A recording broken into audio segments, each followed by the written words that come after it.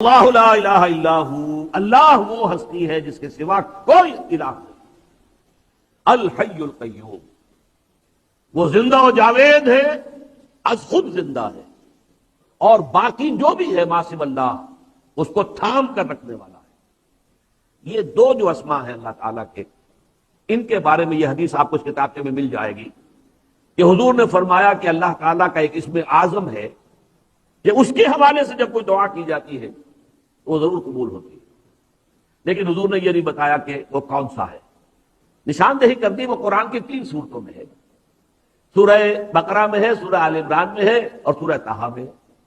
یہ بالکل ایسے ہی ہے جیسے رمضان میں ليلۃ القدر ہے، یہ اور وہ ليلۃ القدر خیر من الف شہر تعین کے ساتھ نہیں بتایا، البتہ یہ کہ رمضان میں ہے تلاش کرو، پوری رمضان کی راتیں جا کر گزارو۔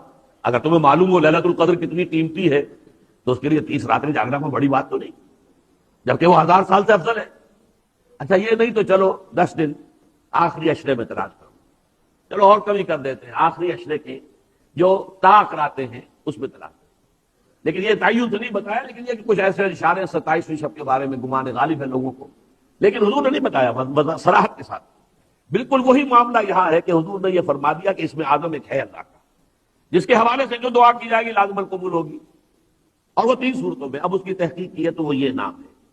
یہ 2 الفاظ، 2 نام اللہ کے اس طرح جڑ کر بریکٹ کی حیثیت سے سورہ بقرہ میں ہے، وہ تو ہم پڑھ رہے ہیں اس وقت، سورہ آل عمران کی پہلی ہی آیت میں ہے، دوسری آیت میں، پہلی آیت تو الف لام میم حروف مقطعات پر مشتمل ہے، لیکن دوسری آیت میں یہ دونوں ہیں، اور پھر سورہ طٰہٰ میں الحی القیوم۔